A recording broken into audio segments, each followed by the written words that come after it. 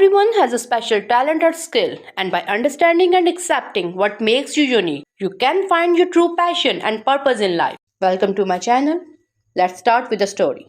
In a small town, there lived a young woman named Sarah. She often felt lost, watching others pursue their dreams. While she struggled to find her own, she tried many different things, but nothing seemed to fit. Every day felt like a routine, and the excitement of life seemed far away. One afternoon, Sarah met an elderly artist named Mr. Thompson. His paintings were breathtaking, full of life and passion. She admired how he seemed so connected to his work, and out of curiosity, she asked him, "How did you know this was your purpose?" Mr. Thompson smiled and said, "I didn't know at first. It took years of trying, failing, and most importantly, listening to myself. Every person has a unique gift, a special skill that makes them different.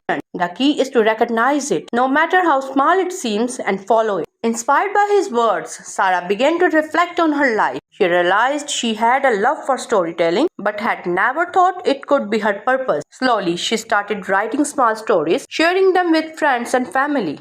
As time went by, her stories touched more and more people. She discovered that her gift was not just storytelling, but the ability to connect with others emotionally.